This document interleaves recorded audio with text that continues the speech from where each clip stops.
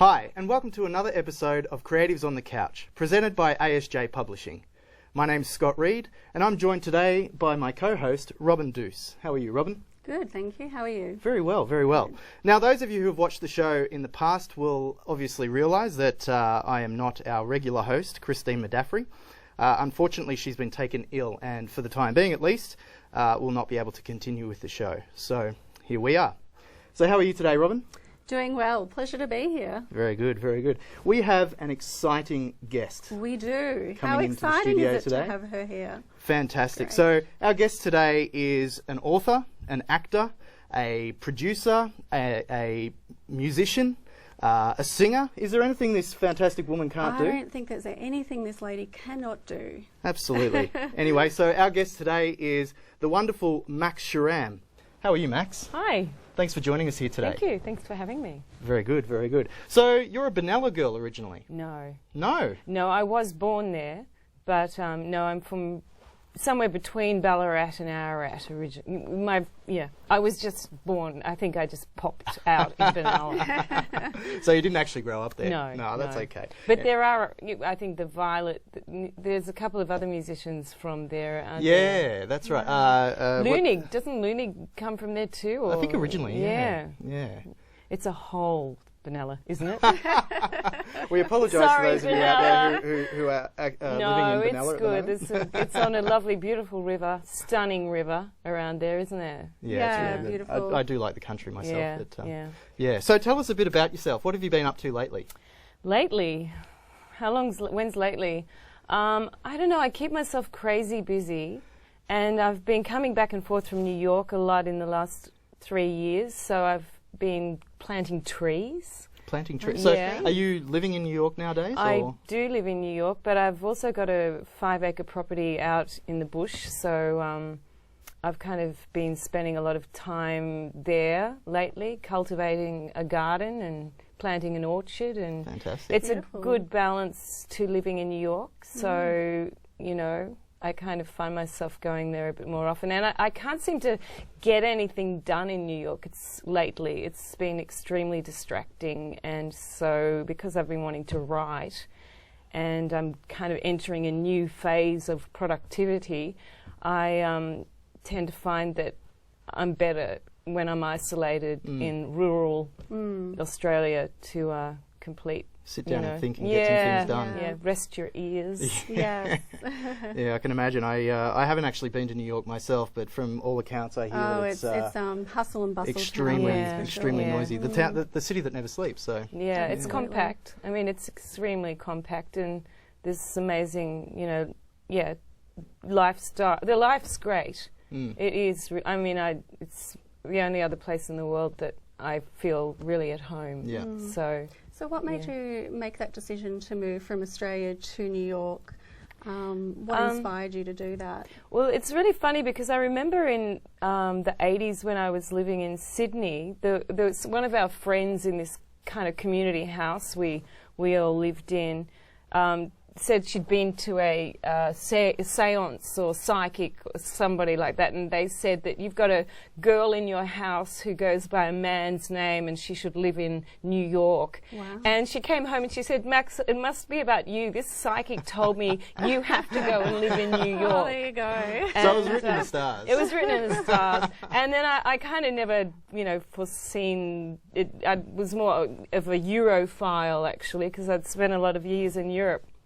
And in one respect, I wish I'd gone there a lot earlier. I think, in terms of my career, creative kind of trajectory, I would have benefited a lot better from having gone to New York at like 18 or 19.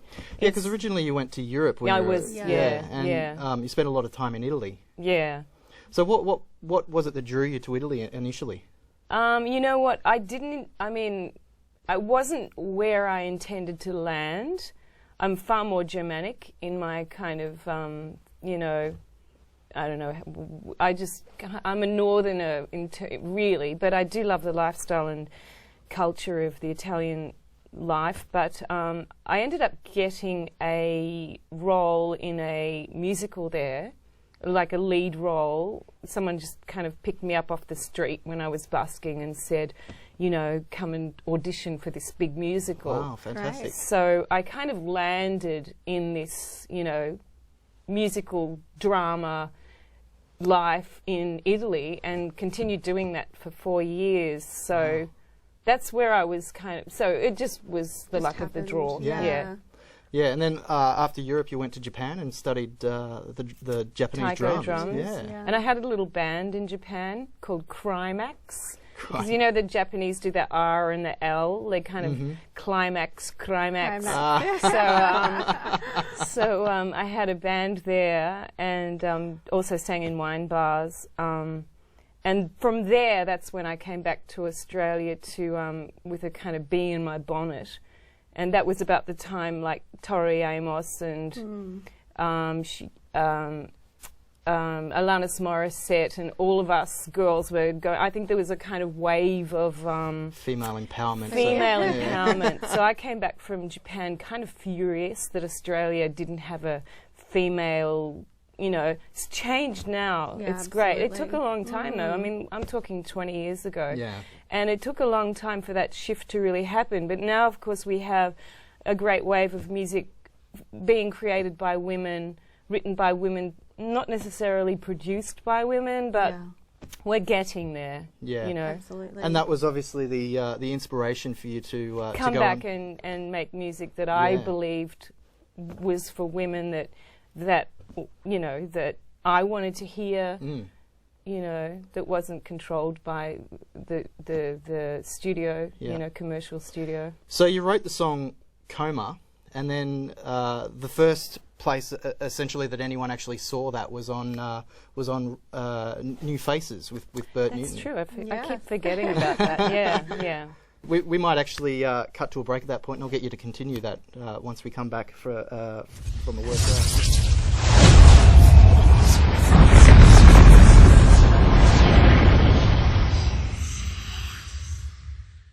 Welcome back. So just before the break, I mentioned that you essentially got your first big audience on the New Faces show with Bert Newton. That's right. Tell us about that. Well, there's not much to tell, really. I just thought when I came back from Japan that when I watched that New Faces show, I just thought it's so kind of lacking in edge. And I just thought I'd go on and be provocative, actually, so I could draw the attention to my revenge politics.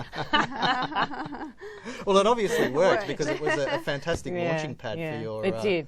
It really worked beyond my expectation, actually. Yeah.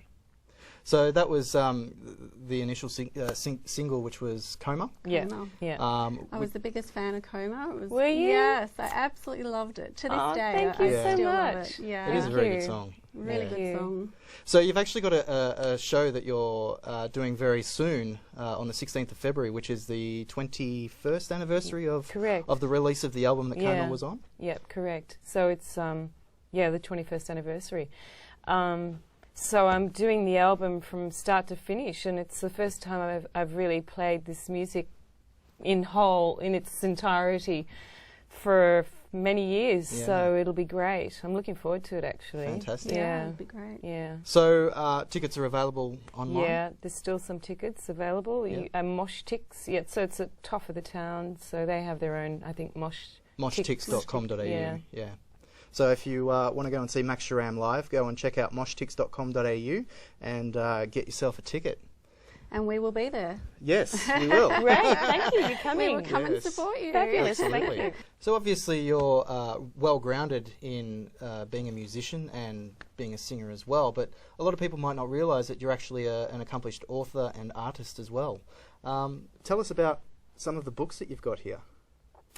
Well, I've written a few essays. I'm really into writing at the moment. So in this one, The Fury, which is an anthology of stories explaining in situations of domestic violence, and it was launched by Rosie Batty last year. And I wrote an essay for that, which is, as Robyn probably realises, a very important subject for women. And I'm a very, very strong advocate for domestic violence. So it's, great that you're writing about such a powerful topic to empower women. Yeah. So can you tell us a little bit more about what you've written in the book? I wrote a story called Off With Her Head. I mean, it's probably better to read it. You can get the book from the library, actually. There's some really fantastic stories in there. And it's just about kind of showing or expressing the stories and how people can get out of these entanglements, which, it's a complicated issue. And we see it every day. People don't know how to end relationships consciously or smoothly. And, my theory, my personal philosophy is, we should all be kind to each other. We have to disentangle ourselves from emotional, things graciously, and nobody owns anybody, and we should never hurt anybody, and, we're all on a single path, essentially. We come together for strange reasons, and I'm not sure I even believe that we should be together forever.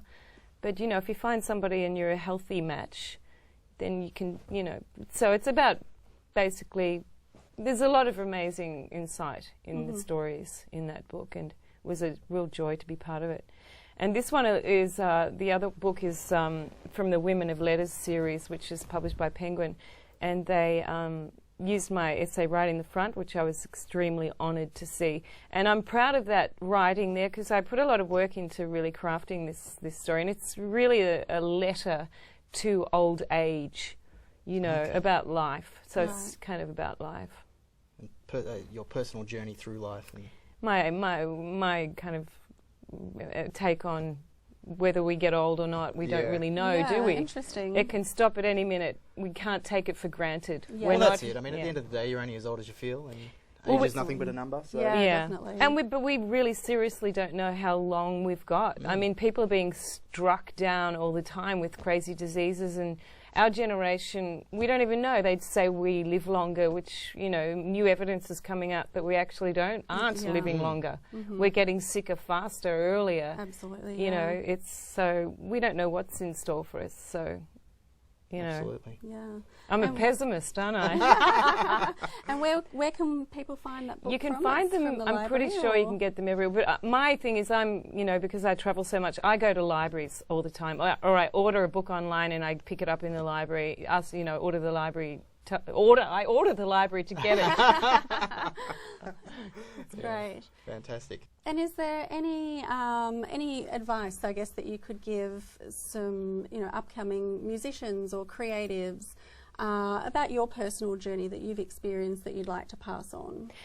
I'm a big believer in, work, like just refining your art. If you're fit, I believe you have to be fit. If you're taking this career of performing arts seriously, you seriously need to be in good shape. I really believe you have to get fit. Because everything else becomes part of your stamina, and then I guess the other thing I would always say, which I find in Australia, that a lot of people they're in their bedroom, and I say to a lot of kids that I see these days, and they're really talented, but they're self-taught, and I say, get out of your bedroom and get into a classroom, because, there's nothing better than having a great mentor, or, a teacher. Like, I just did my classical singing exams, because I never actually did the formal classical study, and it's like, look, I'm not 13 or 25 anymore, but I'm still always learning. And I just think it's a never-ending you got to keep improving. Absolutely. Self-improvement all the Definitely. time. I'm not done yet. I might be on Broadway when I'm 70. So on a daily basis, how long would you put into your work? Because I know being a creative is never comes easy. It's quite hard. So. Yeah, well, to tell you the truth, I probably do more housework than I do, But a lot of great ideas come to me when I'm vacuuming. Yes. But no, I don't do much, at all realistically. But when I've got an idea or a task, I'm kind of meticulous. I'm pretty meticulous and on it. And what about in your earlier years? I think I was just doing it. So I guess because I was working, but also I was already doing it. Yeah. So I was singing as a job, that was my bread and butter. So Fantastic. And on that note, we just need to cut to a quick commercial break, and we'll be back after this with Max Sharam.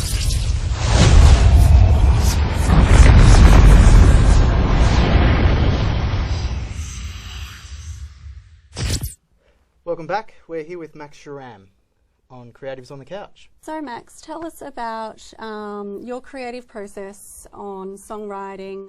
I can be taken by a melody. So I'm a very brain melody thing. I love, which is really interesting because I'm hearing a lot of great new melodies on songs on the radio these days. Like there's a lot of generic, Disneyland kind of melodies that just you hear so very little variation.